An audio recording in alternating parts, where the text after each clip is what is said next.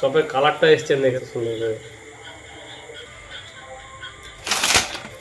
একদম কল করে একদম মাঝে মাঝে শব্দটা পেলেন দেখুন।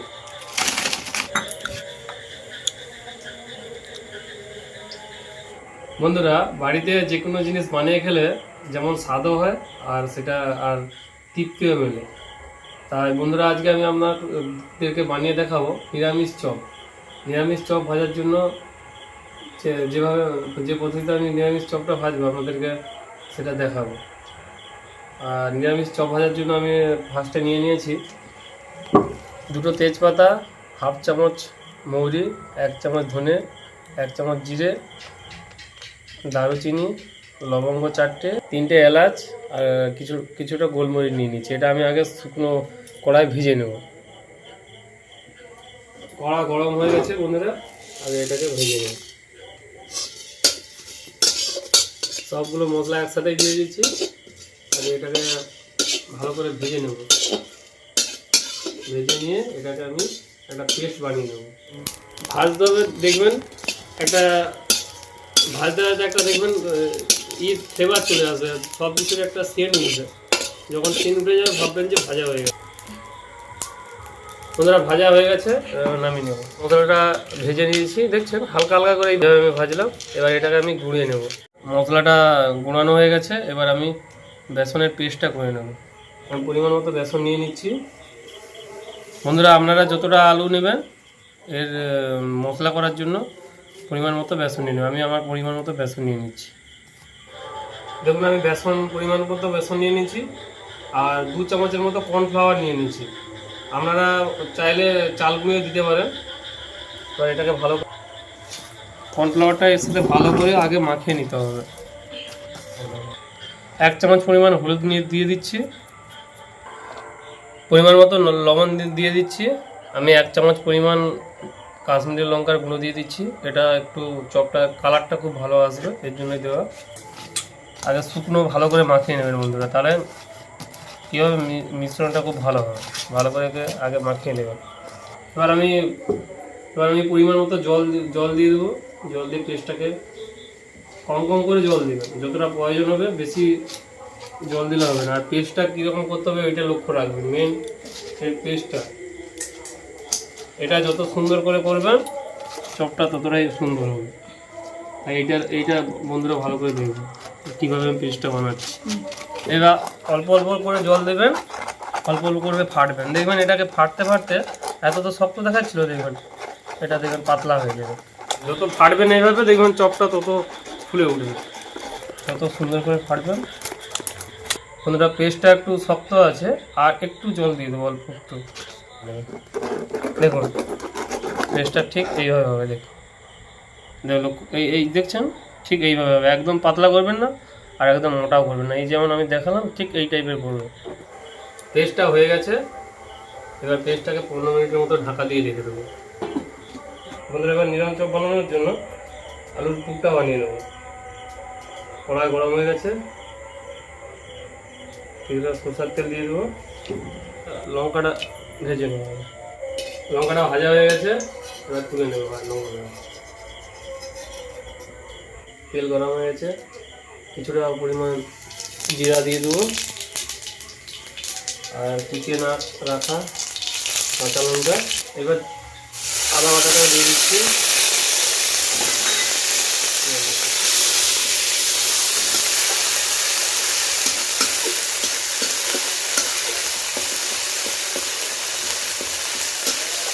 এক চামচ কাশ্মীর লঙ্কা গুঁড়ি দিয়ে দেবো, 1/2 চামচ হলুদ দিয়ে দেবো।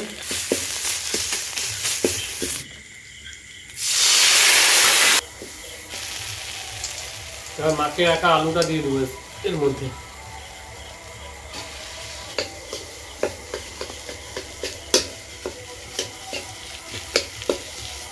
ওরকম যে ভাজা মশলা গুঁড়িয়ে রেখেছিলাম এবার এটা দিয়ে দেবো এর মধ্যে। পুরটা যখন রেডি হবে আপনারা বুঝতে পারবেন। দেখুন কড়ার গায়ে আর লাগছে না, মানে ভেবে নেবেন যে পুরটা রেডি হয়ে গেছে। দেখুন এবার আমি পুরটাকে তুলে নেব। পুরটা রেডি হয়ে গেছে, তুলে নিচ্ছি।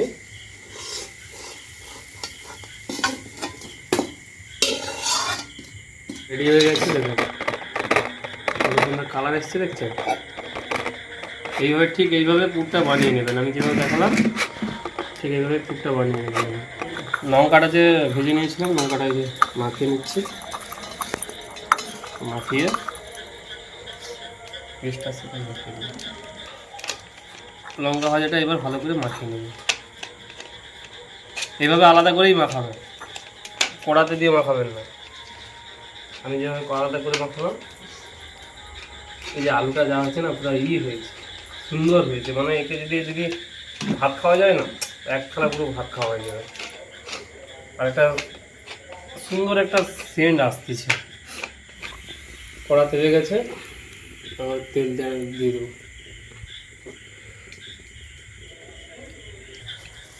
দেখুন বন্ধুরা, আমি যে পুরটা করে নেব, করে এতে পুরটাকে এইভাবে রাখবো, এর জন্য একটু হালকা বেসন ছড়িয়ে নেবো। বেসন না ছড়ালে কী হবে, যা এর মধ্যে চিটিয়ে যাবে।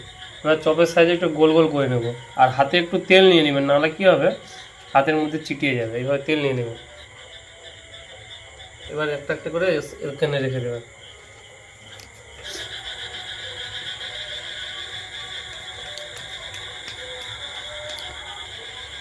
এইভাবে সবগুলো বানিয়ে নেব। দেখা ডোকে প্রত্যেকটা এইভাবে চপের সাইজ করে এইভাবে বানিয়ে নেব।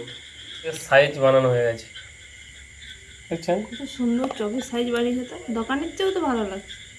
ভালো হয়েছে, খুব সুন্দর হয়েছে। খাওয়ার সোটাটা ঠিক যখন চপ ভাজবেন তার ঠিক একটু আগে দেবেন, আগে থেকে দেবেন না, তাহলে কিন্তু চপটা ফুলবেও না আর মচমচা হবে না। তাই আমি ঠিক এই ভাজা শুরু করবো তার আগে খাওয়ার সোটাটা দিলাম। এবার চপটাকে বেসনের সাথে মাখিয়ে ভালো করে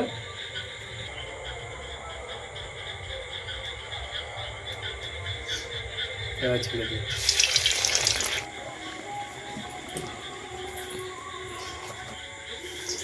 এইভাবে আসতে একটা একটা করে শীঘ্রই একটা দোকান খুলো, চপের তো খুবই সুন্দর গন্ধ উঠেছে, আমার তো এখনই কিনে নিতে ইচ্ছা করছে।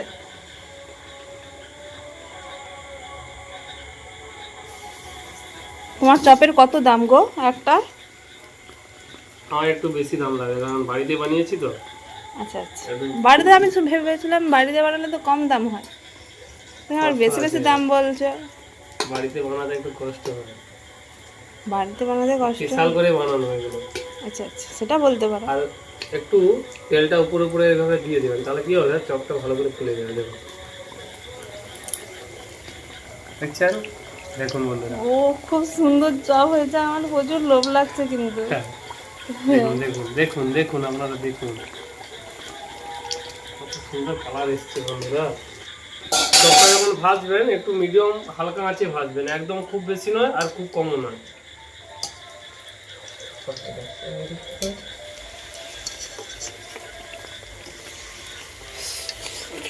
কি সুন্দর, দেখছেন বন্ধুরা চপের কালারটা এসছেন, দেখেন, দেখছেন একদম দোকানের মতোই চপ। দেখছেন কেমন হয়েছে, দেখুন, দেখছেন, ওয়াও খুব সুন্দর হয়েছে। দেখুন বাড়িতে চপ বানিয়েছি, দেখুন কত সুন্দর করে, দেখুন কড়কড়ে একদম মজমজে শব্দটা পেলেন, কতটা মজমজে হয়েছে এবার বুঝতে পারছেন চপটা।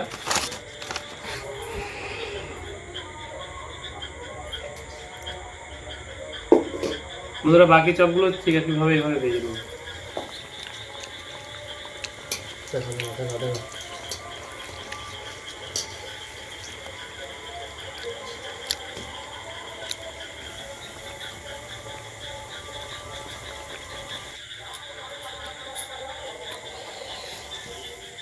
দেখছেন চপের কালারটা কেমন এসছে বন্ধুরা। দেখুন বন্ধুরা চপের কালারটা কত সুন্দর এসছে, চপটা কত সুন্দর ফুলেও গেছে আর একদম মজমচে হয়েছে। দেখুন দেখুন শব্দটা শুনলেন, একদম কড়কড়ে মজমচে হয়েছে।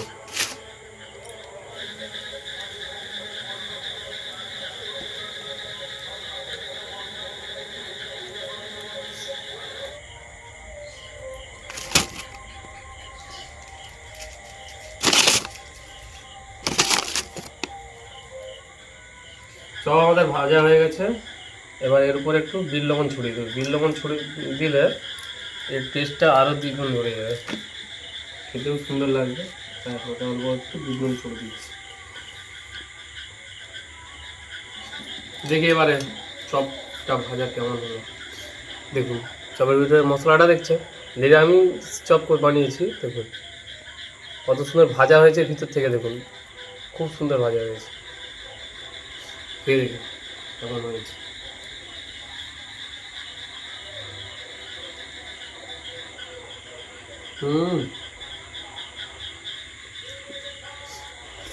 বন্ধুরা চপটা নিরামিষ কিন্তু টেস্টটা এত সুন্দর লাগছে কি বলবো।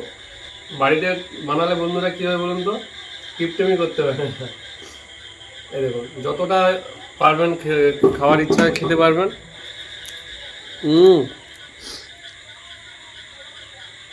দারুণ টেস্ট হয়েছে।